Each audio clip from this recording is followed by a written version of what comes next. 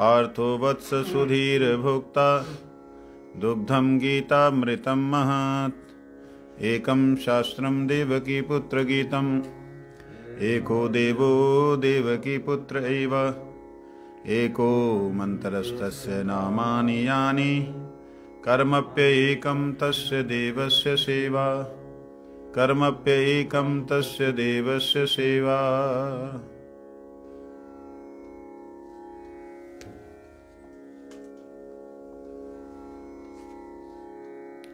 भगवद गीता का हम लोग 18वें अध्याय इसका 27वां जो श्लोक है उसको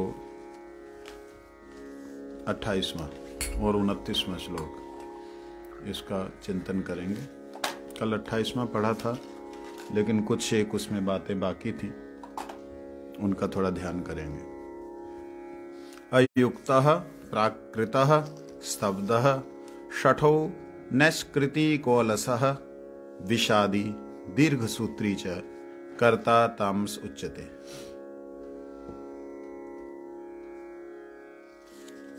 अयुक्तः प्राकृतः स्तब्धः शठो नैष्कृतिकोऽलसः विषादी दीर्घसूत्री च कर्ता तामस उच्यते। 29 नंबर। बुद्धेर्भेदं धृतिश्चैव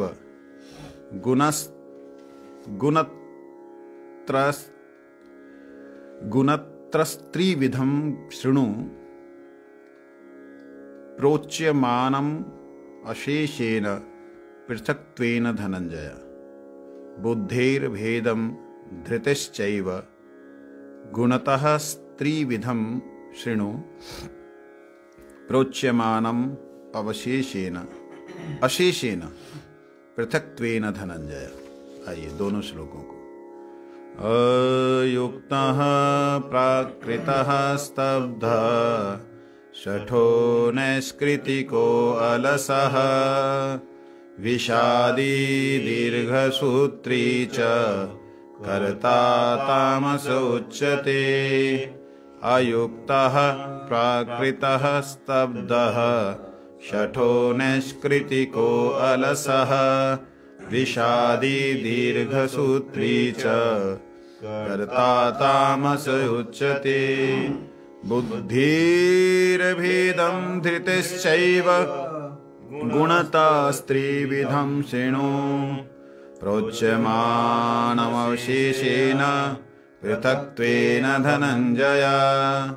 बुद्धेर्भेदं धृतिश्चैव गुणतस्त्रिविधं शृणु प्रोच्यमानम् अशेषेण पृथक्त्वेन धनंजय।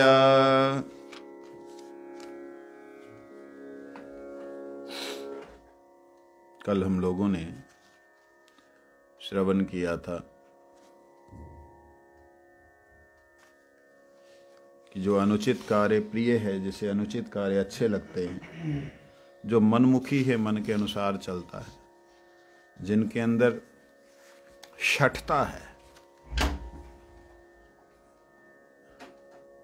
पेड़ की तरह जहाँ एक लकड़ी की तरह सिर ऊंचा करके रहता है, शठी है, अनम्र है, नम्रता नहीं है और दूसरों का अपमान करता है, आलसी है, हमेशा विषाद युक्त है, दीर्घसूत्री, ये तामसी व्यक्ति जो होता है उसके लक्षण है।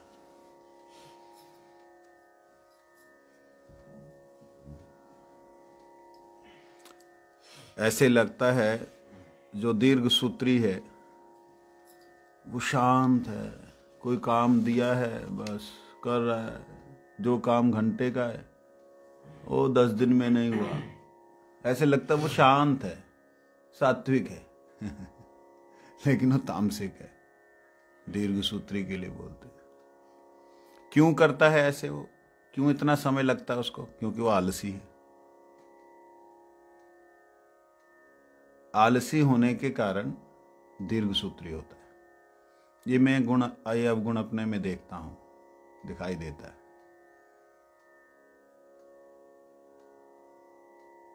भगवान गुरुदेव कृपा करें इससे निकल पाऊँ, दीर्घ सूत्री ना रहूँ, जो कार्य जितने समय का उसको पूरा कर पाऊँ। ऐसी सभी वैष्णवों से प्रार्थना भी है और अंतःकरण चाहता है ऐसा करना। कई बार क्या होता है, हमें मालूम नहीं होता कि हम सही चल रहे हैं या गलत चल रहे हैं। शास्त्र कहते हैं उन्हें ही जो शासन करके त्राण करें। शासन त्रायति शास्त्र, जो शासन करके त्राण करते हैं। शासने न जत्रायति, शासन के द्वारा जो त्राण करें वो शास्त्र है। तो ऋषि मुनियों ने, गुरुजनों ने, स्वयं भगवान ने शासन किया है, जीव को बतलाया है, दिखलाया है, ऐसे नहीं ऐसे करना। जो व्यक्ति शासन स्वीकार नहीं कर सकता वो कभी भी साधक अच्छा नहीं हो सकता। अच्छा साधक जो है वो हमेशा शासन को स्वीकार करेगा। स्वीकार करने का मतलब, अगर किसी ने कुछ बोला है और वो सही है तो मानना पड़ेगा ही। लेकिन कुछ मैंने किया सही था, किसी श्रेष्ठ जन को वह सही नहीं लगा, उन्होंने शासन किया, तो उसे भी स्वीकार करना चाहिए। नहीं करता है तो उसके लिए कहते हैं वो जो है अनम्र है, शठ है, इसलिए उसे तामसिक कहते हैं। हम लोग श्रवण कर रहे थे विश्वनाथ चक्रवर्ती जी की टीका, और कल हम पहुंचे थे अनासक्त जो करता है, भागवत में उसके बारे में कहा है। अनासक्त करता सात्विक है, आसक्ति युक्त करता राजसिक है, स्मृति विभ्रष्ट करता तामसिक है, मेरी शरणागत करता निर्गुण करता कहलाता है। देखिए, कर्ता शब्द सब में लग रहा है। कर्ता मतलब कर्म करने वाला, अर्थात कर्म को आप निंदा नहीं कर सकते। कर्म जो है, हम कर्मी नहीं हैं, ज्ञानी नहीं हैं, योगी नहीं हैं, हम भक्त हैं। अरे भक्त भी तो करता है, कर्म तो करेगा ना। कर्म किए बिना थोड़ी ना भक्त है ना। हम भक्त हैं, ज्ञानी योगी तपस्वी नहीं हैं। हम ये सब योगी ऋषि और तपस्वी कितने जन्म बितावे जो हम लोग बोलते हैं, देखा जाए तो वो अनुचित है। क्यों? ना जाने हमारे कितने जन्म बीते हैं कि हम भक्ति मार्ग में अब आए, इसकी कोई गारंटी नहीं है। जिस ध्रुव महाराज जी को अत्यंत अल्प अवस्था में ही भगवत प्राप्ति हो गई, उनके बारे में ऐसी कथा आती है कि किसी ने पूछा, नारद जी ने पूछा शायद, कि आपने इतने छोटे बालक को, हालांकि इतने वर्षों से तपस्या कर रहे ऋषिगण, इसने 6 महीने केवल तपस्या की, इसको आपने दर्शन दे दिए। वो युगों युगों से कर रहे हैं, उनको आपने दर्शन नहीं दिए, ये क्या कारण है? तो भगवान ने उसमें कहा कि देखो, ध्रुव ने जो किया वो तुम अब देख रहे हो। ध्रुव जो पहले अवस्था में था वो क्या था? भगवान ले गए एक पर्वत के पास में, कहते पर्वत देखते हो? कहते हाँ, ये बड़ा विचित्र पर्वत है, इसमें तो ऐसे लग रहा है जैसे बड़े बड़े पेड़ जो हैं वो सूख करके ऐसे टेढ़े मेढ़े पड़े। कहते ये टेढ़े मेढ़े सूखे हुए पेड़ नहीं हैं, ये इसके जन्म जन्मांतरों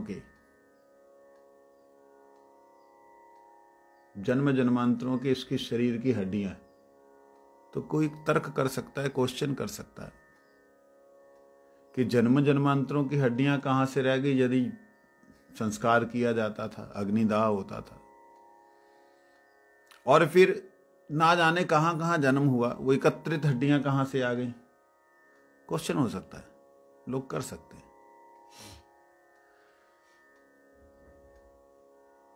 भगवान ने अपनी माया के द्वारा जितने जन्म उसने लिए थे, और जिन जन्मों में, जिस भी जानवर के जन्म में, पशु पक्षी कीट पतंग, जो भी जन्मों में उसने जो साधनाएं, येन केन प्रकारेण, विशेष रूप से मनुष्य जीवन में ही साधना होती है। इसके अलावा साधना साधक व्यक्ति नहीं कर सकता। वह साधना पुण्य के रूप में, सुकृति के रूप में सामने आ सकती है। जैसे एक कुत्ता है, उसको भूख लगी है, किसी संत ने देखा बड़ा तड़फ रहा है भूख से, उसने उसको अपना प्रसाद दे दिया ठाकुर जी का, उससे उसकी स्वीकृति हो गई। वो उसने चाहा नहीं है, उसके ऊपर अहेतु की कृपा हुई है। वो स्वयं नहीं मालूम उसको ये प्रसाद है, लेकिन ये अहेतु की कृपा। इस प्रकार से जिस भी जन्म में उसके ऊपर भगवत भक्तों की और भक्ति की कृपा हुई, वो सारी की सारी एकत्रित, और उसके बाद मनुष्य जन्म में जो उसने साधनाएं की थी, वो सारी की सारी पृथ्वी के पास में स्टोर्ड रहती हैं। पृथ्वी के पास क्या रहती हैं? जमा रहती हैं। कैसे जमा रहती हैं? ये माया देवी इन्हीं भक्तों के तपस्या को, इन्हीं भक्तों के संग को अपने जीवन में संजो के रखती है।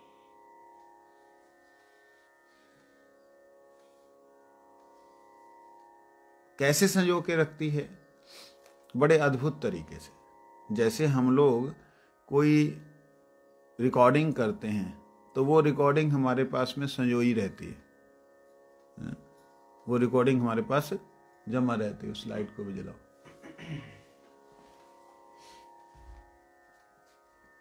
वो संजोई रहती है। इस प्रकार से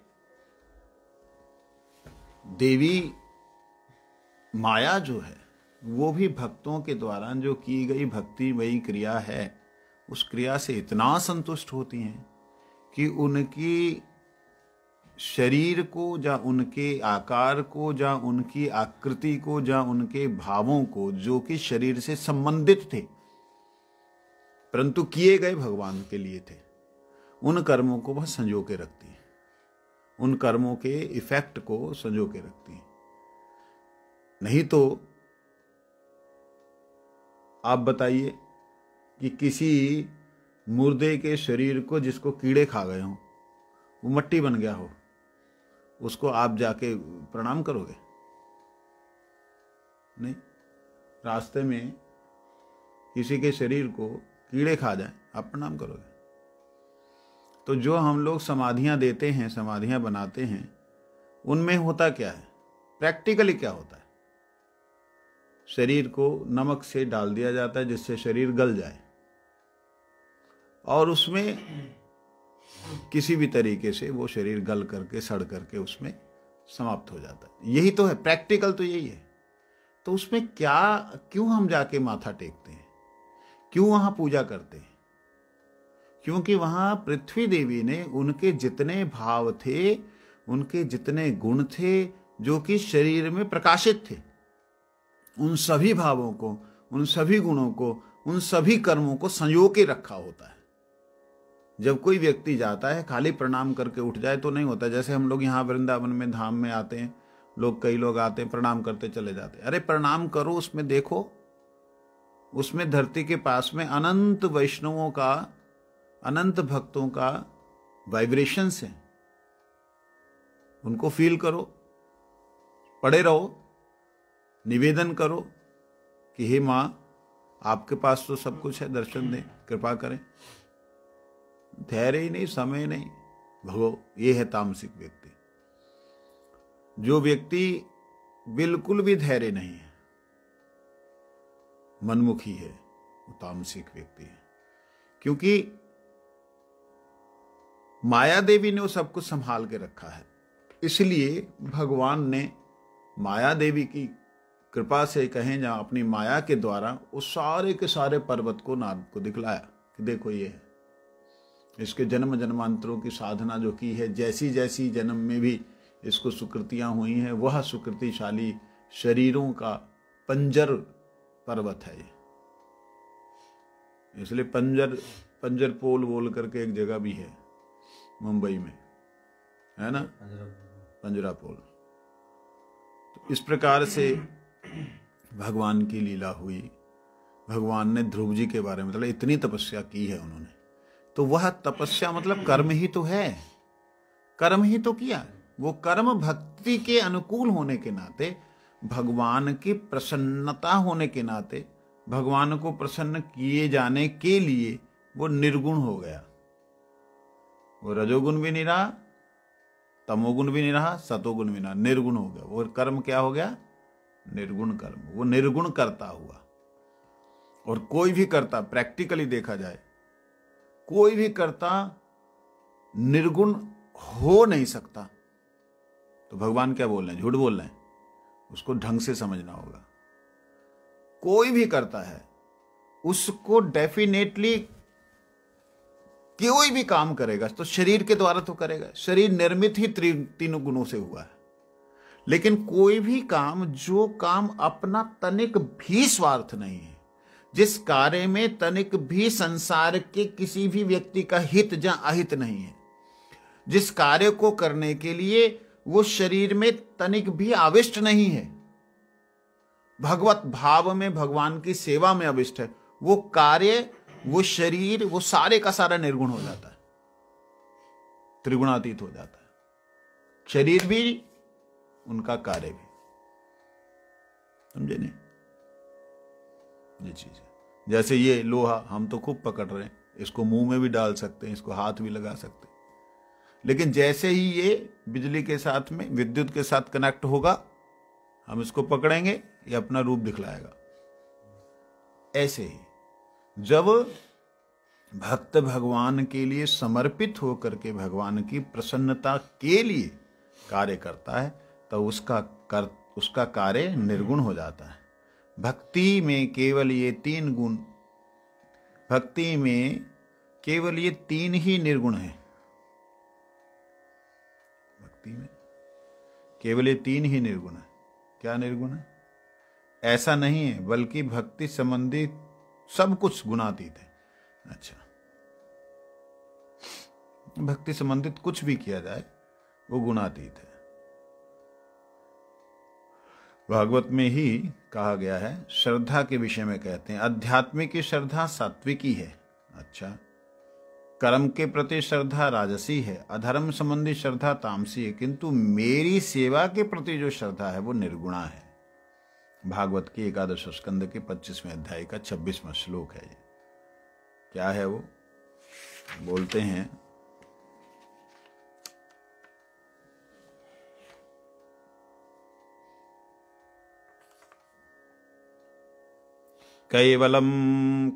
कैवल्यम सात्विकम ज्ञानम रजो वैकल्पिकम तु प्राकृत तामसम ज्ञानम मन्निष्ठ निर्गुणम स्मृतः। ये भागवत जी में श्लोक है, जिसमें कहते हैं मेरे प्रति निष्ठा जो किया हुआ वो निर्गुण है। इसलिए आगे कहते हैं, निवास के विषय में कहा गया है, वन में वास करना सात्विक, वनम तो सात्विक वासा ग्रामस राजस उच्यते द्युत्य गृहे नाना कपट क्रिया युक्त तामस प्रकृति था। कहते हैं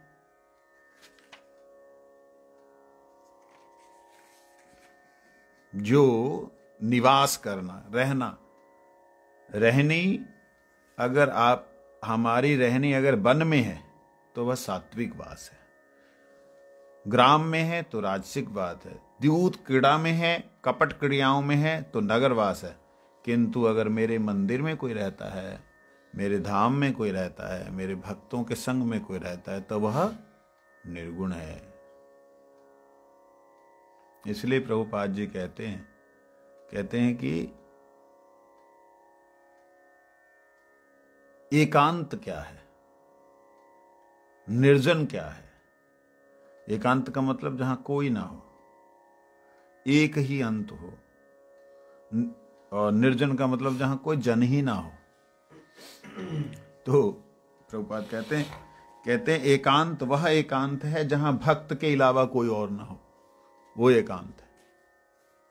भक्त के अलावा ज्ञानी, कर्मी, योगी या ये मिश्रित वस्तुएं ना हो, वो एकांत है। वही निर्जन है जहां पे भक्त रहते हैं, जहां भक्तों का समावेश है, वही निर्जन है। यही बात भगवान कह रहे हैं। मेरे मंदिर में, मेरे धाम में, मेरे भक्तों के संग में जो रहता है उसका वास निर्गुण वास है। ये थोड़ा सा विचारणीय है। भक्तों के संग में रहने से निर्गुण वास होता है, तो भक्तों के संग में तो जूं भी रहती है माथे में, जटाओं में। हम ये ना सोचे कि जटा वाला साधु जो है वो भक्त नहीं। कई लोग ऐसा सोच लेते हैं, जटा जूट है तो भक्त नहीं है, मुंडन है तो भक्त है, तिलक अगर इस तरीके से लगाया तो भक्त नहीं है, तिलक जो हमारा लगाया तो ही भक्त है। इस प्रकार का अपराध ना करें। भक्त की पहचान तो बड़े बड़े देवता भी नहीं कर पाते। वैष्णव चिन्हिते नारे देवीर शकति, मुई कौन जन हूं शिशु अल्पमति। तो इसलिए भक्त का स्थिति क्या है। अब मेरे को समझ में नहीं आता कि हम लोग शांत भक्तों की इतना ही ज्यादा उनको हे समझते हैं कि शांत भक्तों को गिनते ही नहीं। जो बैठा हुआ शांत प्रभु के ध्यान में, प्रभु के चिंतन में और कोई क्रियाओं में नहीं है, उसकी यही भावना है, यही इच्छा है, यही रुचि है कि मैं ठाकुर जी के चरणों की धूल का एक कण बन जाऊं। भले ही उनकी चरणों की धूल का ना बनूं, लेकिन उस चरणों की धूल जो है उसका संग मेरे को मिल जाए। वो कितना भाग्यशाली है। उसकी भक्ति को हम लोग निंदा करें क्या उचित है? इसलिए कोई जटाजूट वाले को भी हम समझ नहीं सकते। ये मूर्ख लोग हैं जो लोग की निंदा करते हैं। ए जटा जटा, मैं देखा कई लोगों को, बिल्कुल मूर्ख हैं। वैसे विद्वानों जैसी भाषा है उनकी, और बहुत लोगों को हंसा लेते हैं, बहुत उनको एंटरटेन कर लेते हैं, लेकिन वो जानते नहीं हैं कि भक्ति कितनी गहरी होती है, भक्ति क्या वस्तु है जानते नहीं। जो लोग शांत बैठे हुए प्रभु के धाम में केवल मात्र प्रभु का चिंतन कर रहे हैं, उस पेड़ की तरह जो जमला अर्जुन वृक्ष हैं उनकी तरह भगवान की लीला का दर्शन कर रहे हैं, ऐसे भक्तों को आप बिल्कुल उनका वो कर देंगे कि बेकार हैं। इस प्रकार से सोचना महाअपराध है, क्योंकि वह भक्त जो हैं इतने ही शरणागत हैं कि प्रभु की इच्छा जैसी हो हमें सेवा में लगाएं। हम अपनी इच्छा क्या करेंगे? हम जहां अपनी इच्छा करेंगे वहीं पे अज्ञानता हो सकती है। प्रभु को जिस अवस्था में, जैसी अवस्था में जैसा उन्हें सुख चाहिए वैसा हमें प्रयोग में ले लें। कैसी दिव्य शरणागति है। हम क्यों दास बने? उनके अंदर ये भाव है, हम क्यों दास बने? दास हमें उठा करके ले जाएं तो ले जाए, नहीं तो उनके चरणों में पड़े हुए हैं। क्या बात है। उनके अंदर आता हम क्यों माँ बाप बने, उनके चरणों की धूल पड़े रहे, बने रहे, फूल बन के उनके चरणों में गिर जाए, यही जीवन धन्य है। इस प्रकार से भक्ति में भावित जो शांत रस के भक्त हैं उनकी हम निंदा करते हैं। और वह शांत रस के भक्त जानते हैं, मैक्सिमम शांत रस के ऐसे भक्त जो हैं वो योग निष्ठ होते हैं, ज्ञान निष्ठ होते हैं। लेकिन वो योग और ज्ञान, ये जिस योग ज्ञान की बात हो रही उसकी नहीं कर रहे हैं। वो योग कृष्ण योग, वो ज्ञान भक्ति का ज्ञान। वो पेड़ों को देखो, यमला अर्जुन वृक्ष जो थे उनको कितनी बड़ी सेवा मिली है, कल्पना कर सकते हैं। मालूम उन्हें क्या बनाया गया गोलोक धाम में, याद है? द्वारपाल है ना? नहीं वो नहीं। यमला अर्जुन वृक्ष कुबेर के जो दो पुत्र थे, हाँ, नल कुबेर मणिग्रीव जो थे, उनको भगवान के धाम में क्या गति मिली मालूम है? गोलोक में वो नंद बाबा के आंगन के पेड़ बने। यहाँ तो बने हैं गोलोक, यहाँ बने गोलोक धाम में उनको बड़ी दिव्य गति प्राप्त हुई। भगवान ने उनको स्निग्ध कंठ और मधुकंठ नाम से कथा बोलने वाला बनाया, क्योंकि वहां पे तो भूतकाल नहीं है, पहले क्या हुआ किसी को स्मरण नहीं, वर्तमान में इतना है कि भविष्यत का पता नहीं। तो वहां पर सब लोग जो भी सुनते हैं उन्हें वो वर्तमान में अनुभव होता है, समझे नहीं? तो मधुकंठ जो है वो मधुर लीला सुनाते हैं, स्निग्ध कंठ जो है वो शांत दास से सख्य वात्सल्य तक की लीला सुनाते हैं। तो कितना दिव्य है कि उनको, वो तो पेड़ की तरह थे, अपराध किया था ऋषि के चरणों में, उन्होंने अभिशाप दिया और अभिशाप से वो जा करके भगवान के चरणों का स्पर्श प्राप्त हुए और एकदम पेड़ की तरह जब वो ठाकुर जी के लीला का दर्शन करते रहे, प्रकट हुए ठाकुर जी, जय जय ध्वनि हो रही है, कैसे हो रही, सब देखते रहे, तो उनके अंतःकरण में इतना दिव्य भाव उत्पन्न हुआ कि हम यूं ही रहे। और वहां पे वो धाम में लीला सुना रहे हैं। तो ठाकुर जी के धाम में शांत, दास्य, साख्य, वात्सल्य, मधुर जितने भी रस हैं, उन रसों के भक्तों की कोई भी हम कल्पना नहीं कर सकते कि वो किस भाव में होंगे। तो इसलिए जो भगवान के धाम में रहता है, उनके मंदिर में रहता है, भक्तों के संग में रहता है, विशेष रूप से भक्तों के संग में रहता है, वो निर्गुणा भक्ति, उसकी जो वास है वो क्या है? निर्गुण वास है, उसमें माया का गुण नहीं है। लेकिन जूं भी उनके संग में रहती है, खटमल भी उनके बिस्तर के साथ रहता है। जूं और खटमल क्या भक्त संग कर रहे हैं? क्या भक्तों के साथ वो वास कर रहे हैं? नहीं। मच्छर क्या भक्तों के साथ वास कर रहे हैं? नहीं। लेकिन भक्त ऐसा है, उनको भक्त देख रहा है, मच्छरों को, खटमलों को, इनको, वो मारता ही नहीं उनको। इतने उत्तम भी भक्त हमने दर्शन किए, और ऐसे भी हैं कि उनको शासन करते हैं, वो भी भक्त हैं, लेकिन अलग अलग। तो इसलिए भागवत में और भी कहा कि सुख क्या है? आत्मा से उदित सात्विक सुख है, विषय से उत्पन्न राजसिक सुख है, मोह और दैन्य से उत्पन्न जो है तामसिक सुख है, मेरी शरण लेने से जो सुख प्राप्त होता है वो निर्गुण सुख है। इसी प्रकार भगवान ने गुणातीत भक्तों की भक्ति के संबंध में ज्ञान, कर्म, श्रद्धा एवं निज सुख सभी गुणातीत हैं। भगवान कहते हैं जो गुणातीत भक्त हैं, उन भक्तों के भक्ति संबंधी भक्तों की जो भक्ति है, जो मेरे जो भक्त हैं, गुणातीत जो भक्त हैं, उन भक्तों की जो भक्ति है उससे संबंधित जो ज्ञान है, ज्ञान तो है, और हम चर्चा कर रहे हैं क्या है, ज्ञान ही तो है। ये ज्ञान जो है क्या है? गुणातीत है, निर्गुण ज्ञान है। कर्म जो हम कर रहे हैं, अभी करताल भी बजा रहे हैं, प्रसाद भी, खाना भी खा रहे हैं, खाना शब्द बोल रहा हूं, सो भी रहे हैं, लेकिन खाना खाना, ठाकुर जी का प्रसाद पाना, ये निर्गुण है। सोना धाम में नाम चिंतन करते हुए, ये निर्गुण है। ये कर्म जो हम कर रहे हैं वो कर्म भी निर्गुण है, श्रद्धा जो है वो भी निर्गुण है, और निज सुख के जितने भी साधन हैं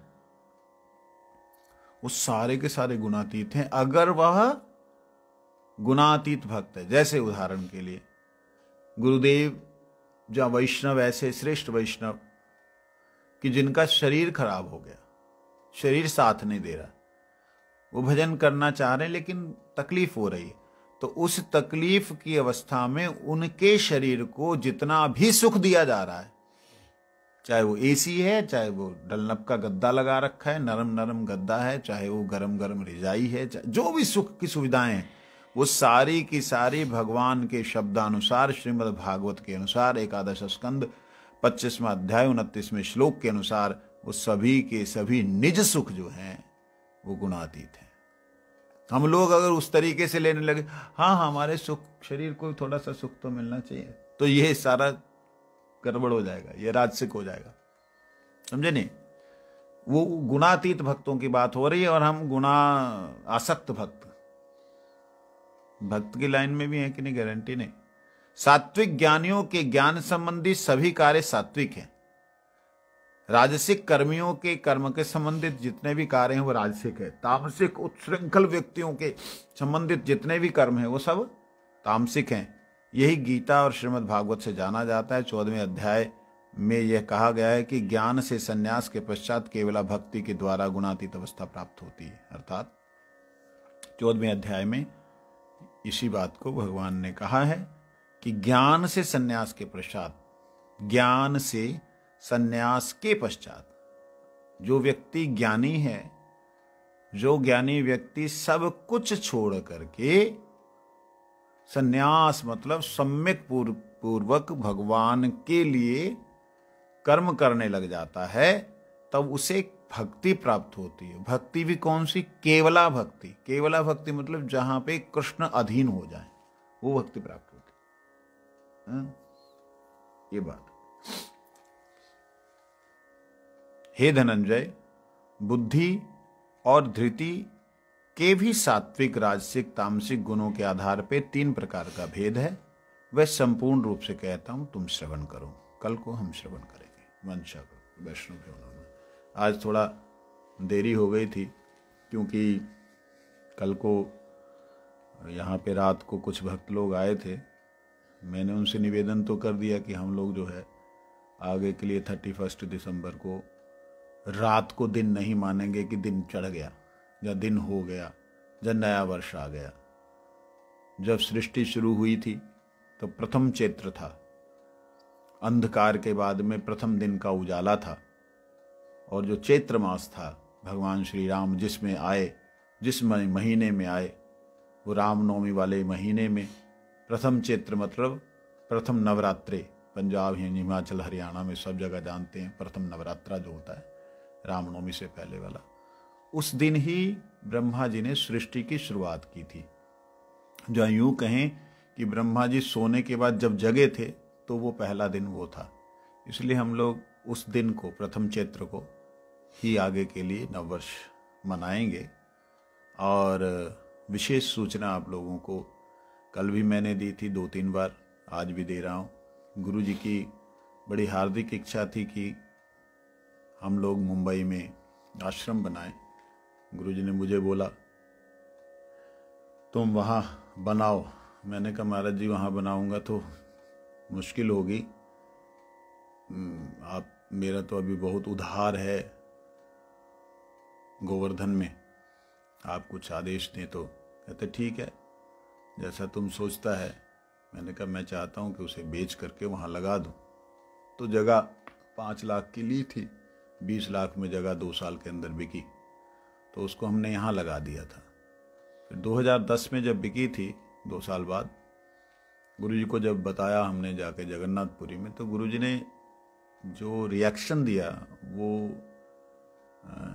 उससे हृदय में बड़ा दुख हुआ। गुरुजी ने ऐसा प्रफट्टा किया ऐसे करके, ओह। जब मैंने बोला गुरुजी वो जगह बेच दिया और उसका पैसा हमने वहाँ लगाया है, तो गुरु कहते ओह, क्योंकि हमारे पास 13 लाख उधार देना था इस जगह का।